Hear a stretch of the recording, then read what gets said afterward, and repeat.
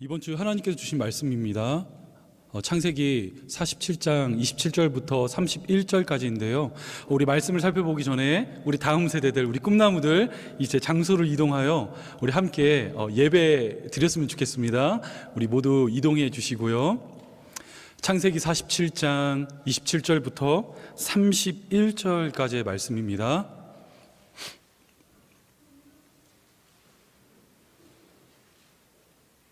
창세기 47장 27절부터 31절까지 저 한 절, 여러분 한 절 이렇게 함께 교독하도록 하겠습니다. 저부터 읽을게요. 이스라엘 족속이 애굽 고센 땅에 거주하며 거기서 생업을 얻어 생육하고 번성하였더라. 야곱이 애굽 땅에 17년을 거주하였으니 그의 나이가 147세라. 이스라엘이 죽을 날이 가까움에 그의 아들 요셉을 불러 그에게 이르되 이제 내가 내게 은혜를 입었거든 청하노니 내 손을 내 허벅지 아래에 넣고 인애와 성실함으로 내게 행하여 애굽의 나를 장사하지 아니하도록 하라. 내가 조상들과 함께 눕거든 너는 나를 애굽에서 메어다가 조상의 묘지에 장사하라. 요셉이 이르되 내가 아버지의 말씀대로 행하리이다. 우리 같이 읽겠습니다. 야곱이 또 이르되 내게 맹세하라 하매 그가 맹세하니 이스라엘이 침상 머리에서 하나님께 경배하니라. 아멘. 아멘. 우리 말씀을 시작하기 전에 우리 좌우 앞뒤 우리 성도님들 함께 우리 바라보시고 눈 마주치시고 잘 오셨습니다. 환영합니다. 축복합니다. 우리 이렇게 인사했으면 좋겠습니다. 우리 함께 인사할까요? 잘 오셨습니다. 우리 권사님도 잘 오셨고요. 우리 희진 자매도 잘 오셨고, 네, 처음 뵙겠습니다. 잘 오셨습니다. 이 시간 소망하기는 우리 복음이 여러분들의 삶의 실제가 될 수 있기를 주님의 이름으로 축복합니다. 오늘 말씀의 제목입니다. 하나님의 마침표는 언제나 선하시다. 하나님의 마침표는 언제나 선하시다라는 제목을 가지고 말씀 증거하도록 하겠습니다. 주 안에 사랑하는 여러분, 여러분들께서는 혹시 유년 시절에, 그러니까 어린 시절에 품었었던 그 꿈들을 기억하고 계십니까? 삶이 너무 벌써 시간이 많이 흘렀죠. 그래서 자세하게 기억하지 못하셨을 수도 있어요. 사실 이때까지는 아직까지 현실의 높은 벽을 실감하지 못하고 또 하나님께서 주신 각종 은사와 그 재능을 잘 알지 못하기 때문에 참으로 다채로운 꿈을 꾸며 우리가 살아가게 되지 않습니까? 분명 어떤 분들은 대통령을 꿈꿨을 것이고 또 어느 누군가는 의사를, 경찰관을, 소방관을, 간호사를, 교사를 이처럼 다양한 꿈을 품고 이 땅을 살아갔을 것입니다. 물론 저에게도요 이러한 꿈들이 있었습니다. 하지만 그것과는 조금 다른 본질적으로 구별된 하나의 소원이 있었는데요. 그것은 바로 하루빨리 성장하여 힘이 센 어른이 되는 것이었습니다. 초등학교 2학년 때의 일이었어요. 부모님이 집에 계시지 않았고 누나와 저와 단둘이 집을 지키고 있는데 아주 사소한 말다툼 끝에 처음으로 형제와 주먹 다짐을 하게 되었습니다. 너무 오래전 일이라 자세하게 기억이 나진 않아요. 그때 어떠한 말들이 오갔고 어떠한 행동들이 오갔는지 자세하게 기억나진 않지만 한 가지 확실한 사실은 제가 그날 누나한테 정말 많이 맞았다는 것입니다. 몰랐어요. 저희 누나가 그렇게 강한 사람인지 그때 처음 알았습니다. 발길질을 막 뿜어내는데 제가 도저히 감당해낼 수가 없더라고요. 당시의 상황을 좀 돌이켜보면 제가 저희 누나를 과소평가했지 않나 이런 생각을 하게 되었어요. 분명 나이가 3살 터울이 났음에도 불구하고 그 누나를 어떻게 한번 해볼 수 있을 것이라는 제 착각이 불러일으킨 패배였다는 것입니다. 분했습니다. 어떻게든 복수하고 싶었어요. 그래서 오랜 시간 복수의 칼날을 갈며 기다렸고 저는 어느덧 중학생이 되었습니다. 이후 저는 누나에게 다시 한번 리벤지 매치를 신청해왔고 누나와 함께 그렇게 두 번째 싸움이 벌어지게 되었는데 자, 이번에는 누가 이겼을까요? 여러분 누가 이겼을까요? 왜 이렇게 얼어 계시죠? 괜찮습니다. 한번 말씀해 보세요. 두 번째 싸움이 누가 이겼을까요? 제가 이겼습니다. 네, 정확히 보셨어요. 제가 이겼어요. 압승으로 끝이 났습니다. 당시 저는 2차 성징을 거친 상태였기 때문에 누나보다 더 센 힘을 가지고 있었고, 또 북한의 김정은도 두려움에 떨게 만드는 그 중2병을 앓고 있었기 때문에 급상승한 전투력을 가지고 저희 누나를 응징해 버렸어요. 얼마나 기뻤는지 모릅니다. 지금도 생각하면요, 입가에 웃음이 이렇게 지어지는 순간이기도 해요. 당시 누나를 제압했다는 사실이 훗날 제가 목사 안수를 받았을 때보다 더 큰 기쁨과 감격과 희열로 제 안에 자리하고 있기도 합니다. 이제 세월이 조금 흘렀습니다. 어느덧 40대가 되었고, 결혼도 했고, 이제 자녀도 셋이나 낳아 기르는 부모가 되었어요. 그러자 이전과는 비교할 수 없는 제 안의 성장에 관한 한 가지 소원이 생기기 시작했는데, 그것은 바로 우리 사랑하는 자녀가, 우리 아이들이 아프지 않고 건강하게 잘 자랐으면 좋겠다. 의사와 짐내스틱 그 선생이 꿈이라고 말하는 저희 첫째와 둘째예요. 그래서 정말 이들의 바람대로 자신의 분야에서 두각을 나타냈으면 좋겠고, 또 많은 사람들에게 인정받는 그런 충실한 사회의 구성원으로 성장하기를 원합니다. 그리고 저희 막내, 아직까지는 인간의 언어를 가지고 이렇게 깊은 대화를 나누는 것이 불가능하기 때문에 일단 제가 꿈을 정해줬어요. 판사, 변호사, 이렇게 제가 이제 꿈을 딱 정해줬는데, 하지만 이따금씩 우리 아이들이 심한 고열을 알아 그 물수건으로 밤새도록 몸을 닦아낼 때면 언제나 제 마음속에서 떠나지 않은 단 하나의 소원, 하나님, 우리 자녀들이 아프지 않고 건강하게 자라게 해주세요. 그리하여 많은 사람들에게 사랑을 받고, 또 그들을 마음껏 축복하며 하나님의 살아계심을 인정하는 그런 바른 하나님의 아들, 딸로 성장할 수 있도록 주님 은혜를 주세요. 이것이 어쩌면 오늘날 제가 하나님께 올려드리고 있는 성장에 관한 진짜 기도 제목이라는 것입니다. 주 안에 사랑하는 여러분, 그런데 이와 마찬가지로 하나님께서 성도된 저와 여러분들에게 기대하고 계시는 지점이 한 가지가 있습니다. 그것은 바로 growing up, 성장입니다. 성장. 모든 부모에게 있어서 자식이 아프지 않고 건강하게 잘 자라는 것, 그것이 최고의 바람이듯이 하나님께서도 저와 여러분들을 향해 너 이 다음에 커서 이러한 사람이 되어야 한다, 너 이 다음에 커서 이렇게 훌륭한 사람이 되어야 해, 이렇게 말씀하지 않으시고 주의 백성들이 건강하게 잘 자라기를 누구보다도 가장 원하고 계시다는 사실입니다. 자, 그렇다면 성도에게 있어 과연 growing up, 성장이란 무엇을 의미할까요? 단순히 빠지지 않고 교회에 잘 출석하는 것, 교회 각종 모임과 성경 공부에 빠지지 않고 참석하는 것, 여러분, 이런 것을 말할까요? 물론 이것도 성도의 신앙의 성숙과 성장을 가늠할 수 있는 굉장히 중요한 기준점이 되기도 합니다. 하지만 실제로 성도가 주를 향해 자라간다는 것은 속사람, 내면의 변화를 말해요.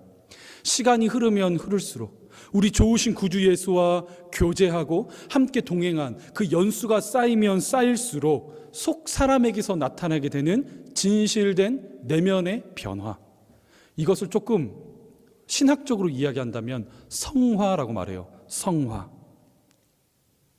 이 성화의 교리는 장로교를 대표하는 가장 아름다운 교리적인 측면이라고 말할 수가 있는데, 성화란 우리들이 신앙생활을 하며 어느 날 갑자기 일어나는 단회적인 사건, 그러니까 멈추어진 한 시점만을 추억하는 것이 아니라 주께서 저와 여러분들을 부르시는 그 날까지, 우리의 호흡이 다하여 하나님 품에 안기는 그 순간까지 멈추지 않고 포기하지 않으며 낙심하지 않고 교회의 머리 대신 구주 예수 그리스도를 향해 무럭무럭 자라가는 모습, 그 모습을 가리켜 성화라고 한다는 것입니다. 성화. 따라서 이 성화는 성도의 전 인생을 그 과정으로 삼는다는 거예요. 그러나 오늘날 발견되어지는 안타까운 모습들이 있죠. 그것은 무엇입니까? 이 땅을 살아가는 많은 예배자들은 성도로 부름받아 마땅한 그 자신의 속사람의 변화, 그 내면의 변화를 꿈꾸고 소망하기보다는 그저 예수를 믿어 무엇인가 내 인생 가운데 단회적이고 특별한 체험을 하기를 원하고 있다는 것입니다. 가령 예를 들자면 이런 것이죠.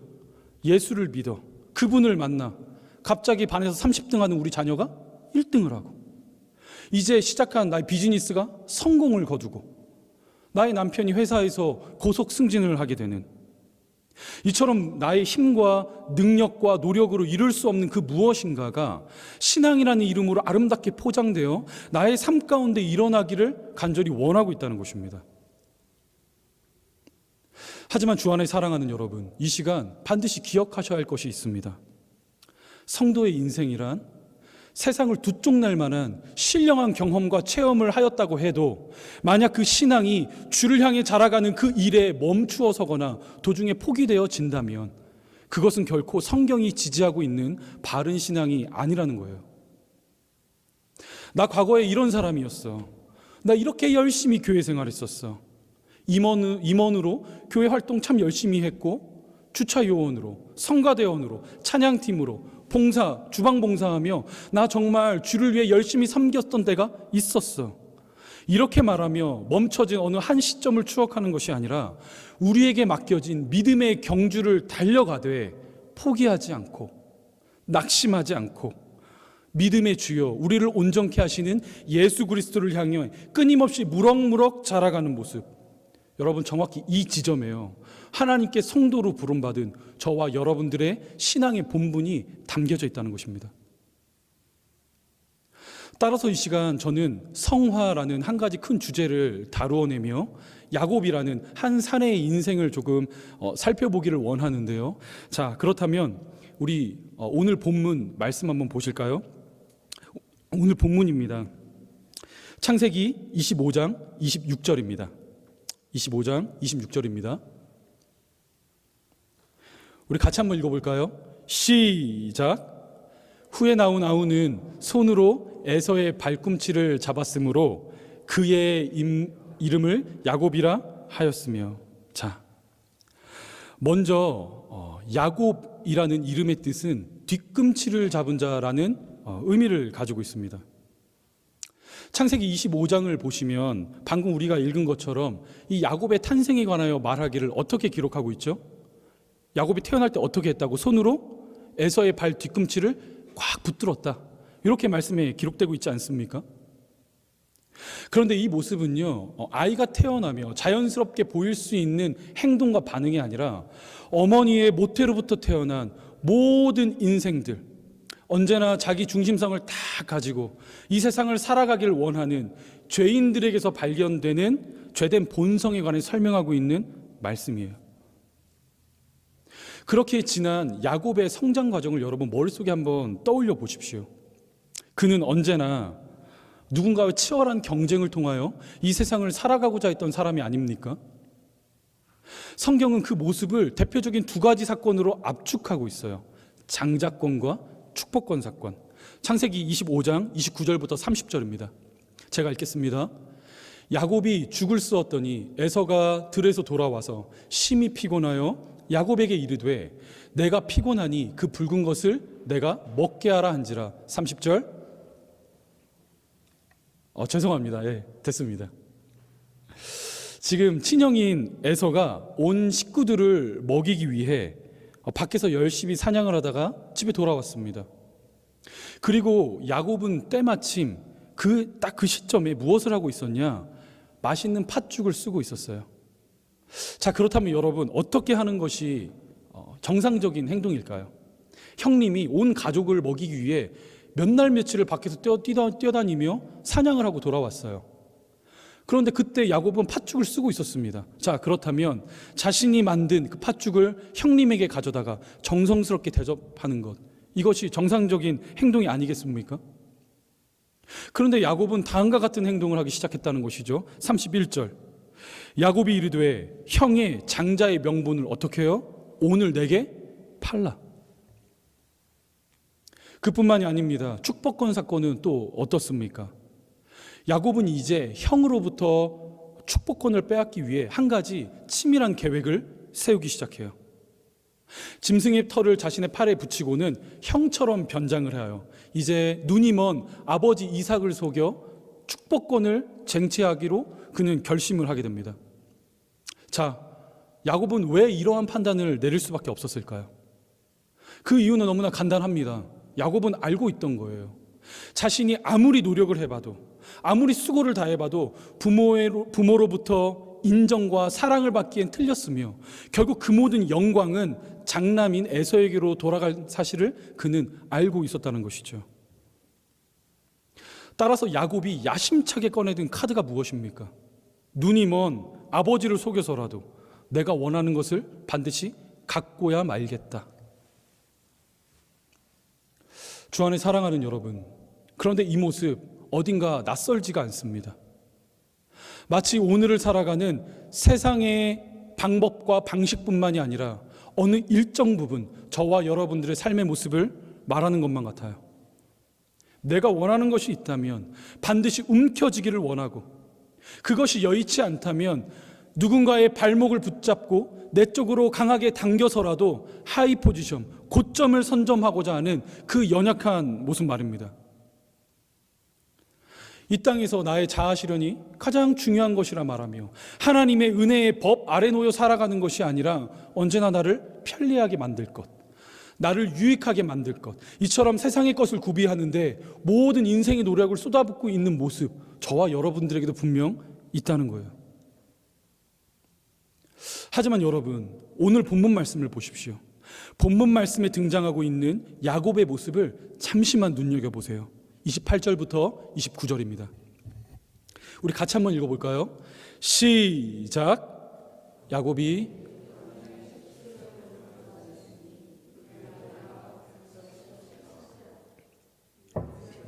죽을 날이 가까움에 그의 아들 요셉을 불러 그에게 이르되 이제 내가 내게 은혜를 입었거든 청하노니 내 손을 내 허벅지 아래에 놓고 인애와 성실함으로 내게 행하여 애굽에서 나를 장사하지 아니하도록 하라.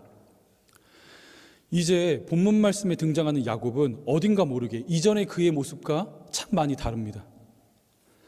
성경에서는 그의 나이를 가리켜 147세라 말하고 있고, 여기에 부연 설명을 덧붙이며 그가 이제 죽을 날이 가까워 왔다, 이렇게 말하고 있어요. 그리고 어느덧 인생의 끝자락에 놓인 이 야곱은요, 저급한 가치를 붙들기 위해 살아갔던 그 연약한 모습을 찾아볼 수가 없다는 것입니다. 그 구체적인 증거를 우리가 어디서 찾을 수 있느냐? 본문 29절과 30절을 한번 보세요. 본문 29절과 30절 다시 한번 보십시오. 제가 읽어드릴게요. 이스라엘이 죽을 날이 가까움에 그의 아들 요셉을 불러 그에게 이르되 이제 내가 내게 은혜를 입었거든 청하노니 내 손을 내 허벅지 아래에 넣고 인애와 성실함으로 내게 행하여 애굽의 나를 장사하지 아니하도록 하라. 30절. 내가 조상들과 함께 눕거든 너는 나를 애굽에서 메어다가 조상의 묘지에 장사하라. 요셉이 이르되 내가 아버지의 말씀대로 행하리이다. 이제 야곱은 자신의 가장 사랑하는 아들인 요셉에게 한 가지 부탁을 하고 있어요. 그 부탁이란 무엇이냐? 나의 시신을 애굽 땅에 묻지 말고 믿음의 선조들이 묻힌 땅, 그 약속의 땅에 묻어줄 것을 강력하게 요구하고 있습니다. 여러분 한번 생각해 보십시오. 그 애굽 땅은 과연 어떠한 곳입니까? 현재 야곱이 거주하고 있는 그곳 어떠한 땅이죠?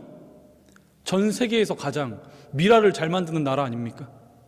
사람의 시신을 가장 잘 수습하기로 소문난 나라, 그것이 바로 애굽이에요. 또한 요셉은 한 나라 그 애굽의 국무총리였습니다. 따라서 그 애굽 땅에 묻힐 수만 있다면 천년이고 만년이고 모든 사람들이 우러러보고 기억할 만한 그런 기회를 가진 사람이었다는 것이죠. 하지만 여러분, 오늘 본문 말씀 속의 야곱은 전의 모습과 다릅니다. 지난날 베델에서 찾아오신 그 하나님과의 뜨거운 첫사랑이 그의 마음 가운데 놓여져 있고, 하나님의 은혜를 은혜라 반응할 수 있는 그 믿음의 감각이 있으며 평생이 지나도록 잊혀지지 않는 그 복음의 선명함이 그의 심령 가운데 새겨져 있기 때문에 더 이상 이 땅에 저급한 가치만을 바라보며 살아가는 옛사람의 야곱을 다 벗어버리고 주께서 내게 주시겠다 약속하신 그 약속의 땅 본향 천국을 향해 나아갈 것을, 성화의 걸음을 끝까지 걸어갈 것을 그가 결단하고 있다는 거예요. 그리고 오늘 본문 말씀의 하이라이트입니다. 31절 보여주세요. 31절입니다. 우리 다 같이 한번 읽어볼까요? 시작. 야곱이 또 이르되 내게 맹세하라 하매 그가 맹세하니 이스라엘이 침상머리에서 하나님께 경배하니라. 히브리서 기자는요, 이 야곱의 마지막을 다음과 같이 증언하고 있어요. 히브리서 11장 21절입니다. 믿음으로 야곱은 죽을 때에 요셉의 각 아들에게 축복하고 그 지팡이 머리에 의지하여 경배하였으며. 주 안에 사랑하는 여러분, 이제 야곱에게는요, 지난날 젊은 시절 그에게 볼 수 있었던 삶의 기력은 모두 다 쇠하여 버렸습니다. 더 이상 그에게는 어떠한 싱그러움도 어떠한 활력도 찾아볼 수 없으며 현재는 침상머리를 간신히 붙들고 일어나야만 그렇게 몸을 지탱할 수 있는 한낱 백발의 노인에 불과하다는 것입니다. 하지만 그의 육체가 쇠하여 가기 때문에, 그의 기력이 다 쇠하였기 때문에 주를 향해 자라가는 신앙의 아름다움도 함께 빛을 잃어가는 것이 아니라, 비록 겉사람은 부패하고 부패하여 가지만 그 속사람은 날마다 새로워지고 새로워져 결국 이 땅에서 성도가 드러낼 수 있는 그 성화의 존영과 성화의 영광을 아름답게 밝히고 있다는 것이죠. 그리하여 그의 나이가 어느덧 147세가 되었을 때, 하나님의 마침표가 그의 인생에 찍히고 하나님의 방점이 그의 삶 가운데 놓이게 되었을 때, 그는 더 이상 옛사람 야곱이 아니라 찬란한 이스라엘이 되어 한 가정의 아버지로서, 한 가문의 어른으로서, 그리고 무엇보다도 주 앞에 놓여 신실하게 살아갔던 성도 한 사람으로서 이루 말할 수 없는 성화의 참 영광을 밝히 보여주고 있다는 것입니다. 주 안에 사랑하는 여러분, 이것이 바로 성화의 인생이며 저와 여러분들에게 주어진 동일한 하나님의 부르심이에요. 사실 지난날 야곱의 인생 가운데 좋은 일만 있었을까요? 모든 것이 편했습니까? 그렇지 않아요. 다들 아시잖아요. 어떠한 일을 겪었습니까? 하나밖에 없는 딸 디나가 이방 민족 추장에게 끔찍한 일을 당하는 사건도 경험해야 했고, 채색 옷을 입히며 금이야 오기야 키웠던 자신이 가장 사랑하는 아들 요셉이 죽은 줄 알고 무려 17년 동안 가슴에 묻고 살아야 했던 인생, 그것이 바로 야곱이었습니다. 그렇게 그의 삶을요, 잠시 돌이켜보자면 오늘을 살아가는 저와 여러분들의 삶과 크게 다르지 않아요. 눈물 없으면, 한숨 없으면 조금도 살아갈 수 없는, 성도로 살아가는 것이 정말 쉽지 않은 그 시간들을 그도 통과해야 했다는 것입니다. 하지만 그럼에도 불구하고 야곱, 하나님께서 성도로 부르신 그 성화의 아름다움을 포기하지 않습니다. 그리고 조금도 주저함 없이 믿음의 경주를 달려갈 것을 결단하고 있어요. 그리하여 그의 호흡이 마지막에 다다랐을 때, 그의 인생이 마지막 끝자락에 놓였을 때 그가 무엇을 하고 있다고요? 침상머리를 붙들고 일어나 지팡이에 자신의 몸을 기대며 백발의 머리를 숙여 만군의 여호와 하나님께 경배하고 있다는 것입니다. 그래서 저는요, 이 야곱이 참 부러워요. 이제 겨우 40대가 된 젊은 목회자이기 때문에 지금껏 살아왔던 날보다 앞으로 살아갈 날들이 더 많이 예상되기 때문에 저는 야곱이 부럽습니다. 약 5년 전 유학을 결심하고 한국 땅을 떠나올 때에 참 많은 분들의 응원의 메시지가 있었습니다.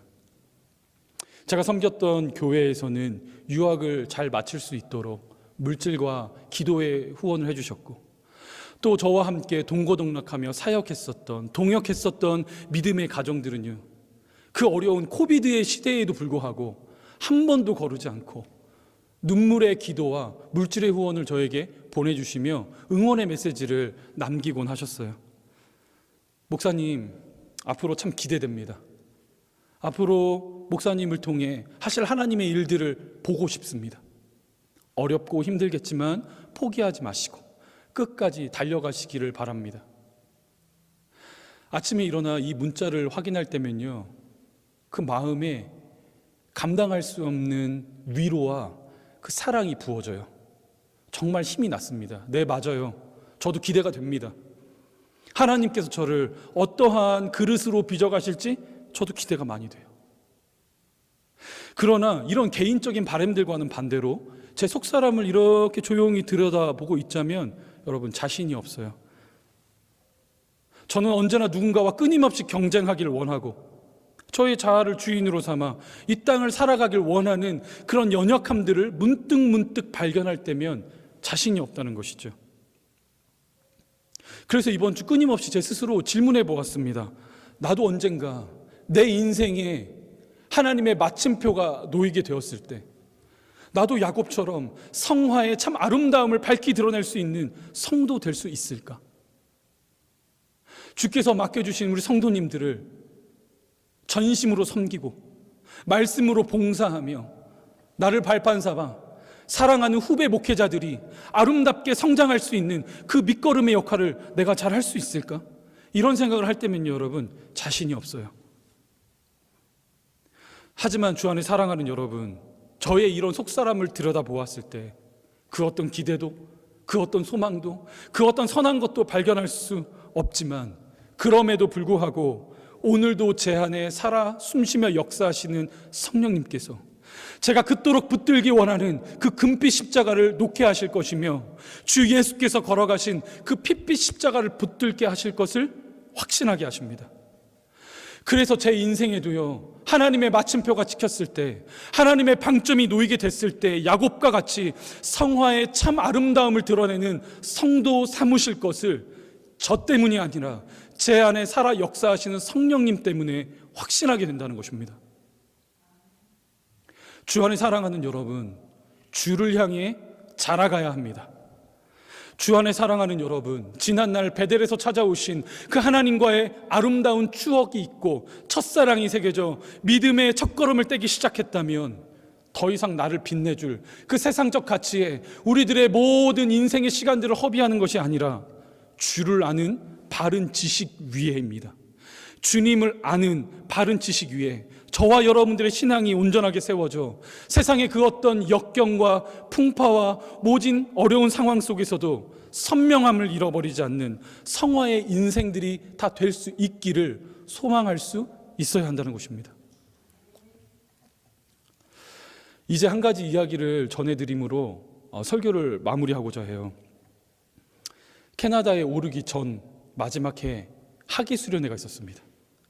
제가 그때 고등부를 섬기고 있었는데요, 고등학교 3학년짜리 한 남학생이 수련회 전날 밤 저를 찾아왔어요. 이 학생은 참 어려운 가정 환경에서 자란 친구였습니다. 두 부모님이 편찮으셨기 때문에 일찍부터 일을 하며 가정을 책임져야 했던 그런 친구였는데, 참 귀한 것은 그런 상황 중에서도 얼굴에 미소를 잃어버리지 않는 그런 귀한 친구였습니다. 그런데 그 전날 밤 저를 찾아오거든 이 학생이 닭똥 같은 눈물을 흘리며 참 슬퍼했어요. 지난날 하나님께서 부어주신 그 은혜를 너무 잘 알고 있기 때문에 주의 형제들이, 자매들이 모인 그곳으로 달려가 함께 예배하고 찬양하고 교제하고 싶지만 수련회 그 바로 다음 날이 오랫동안 준비했었던 육군사관학교 수시 시험이 있었기 때문에 이 친구가 결국 참가한 것을 포기하고 저를 찾아와 안타까움에 이렇게 눈물을 흘리고 있었습니다. 제 앞에서 계속 연신 목사님 죄송합니다, 목사님 죄송합니다 이렇게 말하는 그 친구를 기억할 때면 지금도 제 마음이 아려와요. 그때 그 친구의 손을 잡고 나누었던 이야기 중에 제가 그런 말을 했던 것 같아요. 괜찮다, 괜찮다. 하나님이 이미 그 너의 마음의 중심을 다 받으셨다. 비록 그 자리 가운데 참석할 수는 없겠지만 나와 한 가지만 약속해다오. 책상 앞에 앉아 목숨을 걸고 주께 예배하듯이 공부해다오. 그렇다면 하나님께서 그 마음을 참 기뻐하실 거야. 그래야 앞으로 너의 인생의 욕심과 욕망을 따라 살아가지 말고 하나님의 은혜에 감격하고 믿음으로 반응하는 예배자가 되어준다면 가장 아름다운 일이 아니겠니? 그러한 이야기를 나누고 그 친구는 쓸쓸히 돌아갔습니다. 돌아가는 그 친구의 뒷모습을 보며 제가 확신한 것이 한 가지가 있어요. 그것은 무엇이냐? 이 남학생 앞으로 이 땅을 살아가며 참 어려운 일들 겪지 않겠습니까? 그렇죠? 뜬 눈으로 지샐 수 없는 수많은 날들이 있을 것이고, 울지 않으면 잠시도 버틸 수 없는 칠흑 같은 어두움도 이 친구 통과해야 할 거예요. 하지만 나를 위하여 생명의 옥가파를 아낌없이 깨뜨리신 그 예수 그리스도께 삶을 기대고, 오늘도 가장 선하고 합당한 길로 인도하시는 성령님의 견인하심에 자신의 호흡을 위탁하며 조금도 흔들림이나 망설임이 없이 주를 향해 자라가 결국 이 학생도요, 그의 호흡이 다할 때, 그 인생에 하나님의 마침표가 찍힐 때 세상 그 누구보다 가장 아름다운 성화의 아름다움을 드러낼 것을 확신하게 된다는 것입니다. 주 안에 사랑하는 여러분, 이 시간 간절히 소망하기는 우리 사랑하는 제자 삼는 교회 성도님들에게 이러한 은혜가 있기를 소망합니다.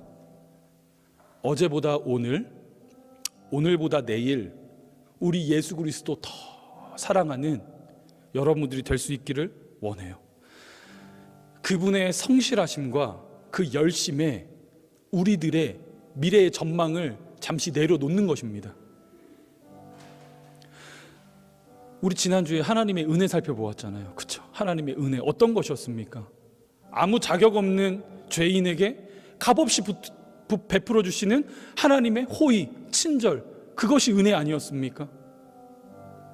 태초 전부터 저와 여러분들의 이름을 아시고 이 땅 가운데 보내실 것 예정하시며 선택하신 하나님의 은혜, 구원의 첫 시작이죠.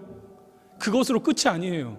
예수 만났다, 예수를 믿었다, 나 죽어서 천국 가야지, 이것이 끝이 아니라 저와 여러분들을 향한 값없는 하나님의 칭의의 은혜가 부어졌다면 그 다음에 무엇이 있느냐? 끝까지 포기하지 않고 주 예수 그리스도께서 하나님의 품 안으로 저와 여러분들을 끌고 가시는, 견인하시는 성화의 아름다움이 놓여져 있습니다. 우리의 힘으로 하는 것이 아니라 저와 여러분들의 심령 안에 내주 역사하시는 성령님께서 포기하시지 않는 거예요. 나 너 이렇게 내두지 않을 거야. 사망의 권세가 넘볼 수 없는 인을 너에게 쳤으니 나 너 포기하지 않을 거야. 어떤 선택을 하든지 어떠한 길을 가든지 가장 합당하고 선한 길로 아버지의 품으로 오늘도 성령 하나님께서 성화의 믿음의 걸음을 걸어갈 수 있도록 저와 여러분들의 한 발자국 한 발자국을 인도하고 계시다는 사실입니다. 따라서 성화의 아름다움을 소망하고 바라는 그 중심을 딱 붙들고 우리 하나님의 인도하심을 소망하는 마음으로 이 세상을 살아갈 때에 결국 그 모든 일을 누가 이루신다고요? 그 보잘것없었던, 그 이기적이었던 야곱이 어떻게 하나님 앞에 침상머리를 붙들고 예배할 수 있었겠습니까? 그를 끝까지 포기하지 않으신 성령 하나님의 인도하심과 견인하심에 놓여져 있습니다. 이 시간 간절히 소망하기는 우리 사랑하는 캘거리 제자 삼는 교회 모든 성도들의 그 심령 가운데에 오늘도 나를 위하여, 오늘도 나의 가녀린 마음을 위하여 중보하고 계시는 그 성령 하나님을 기대하고 소망함으로 이 땅에서 마땅히 성화의 아름다움을 드러내는 여러분 모두가 될 수 있기를 주님의 이름으로 간절히 축복합니다. 우리